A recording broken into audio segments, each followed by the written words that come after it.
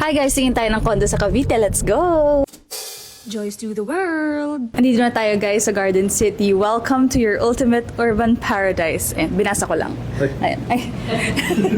So mag-tour tayo sa kanilang miniature. Andyan yung heated lap pool, outdoor and indoor gym, outdoor and indoor play area, theater room, library, ang dami pa. Kung iniisip niya yung baha, kotse natin, paano na elevated ang car park. Alam ko medyo intimidating yung word na Cavite, pero ang lapit niya lang, like kami diba, 30 minutes lang nandito na kami.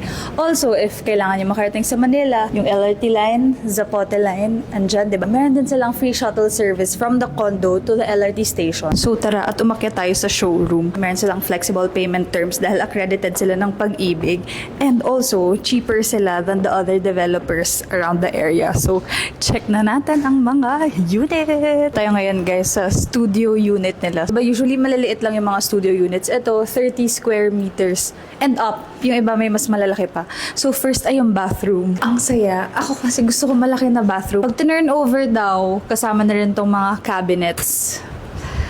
Let's go! Ang laki. Alam niyo kung ano pa yung super nagandahan ako at na-amaze ako. Ito, may balcony. Labas tayo kahit umuulan. Kung gusto mo mag-muni-muni, ang laki, diba? Next.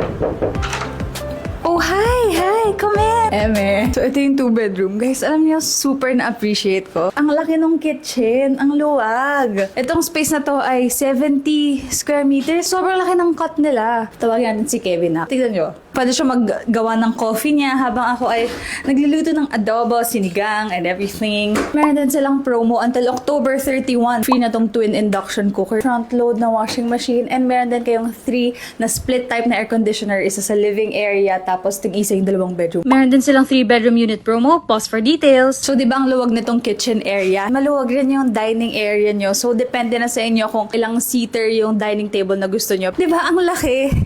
For a 2-bedroom condo unit, may hallway ka pa. Okay lang ba yon? Yung first bedroom, ayan, very basic. So, kung may kids kayo, gusto nyo ng baby room or office room. Before sa second room, meron tayong bathroom. 2 toilet and bath ang nandito sa 2-bedroom space. This is the master's bedroom. Nandito yung bed nyo. So, meron din kayong malaking space para maglagay ng cabinets here.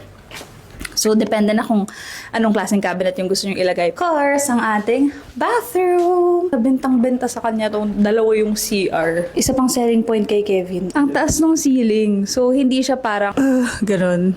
Hindi nakaka-claustro. So, if naghahanap kayo ng condo unit and you're a family at iniisip nyo baka hindi kayo kasya, kasyang-kasya kayo dito kahit yung 2-bedroom pa lang. Joys to the world!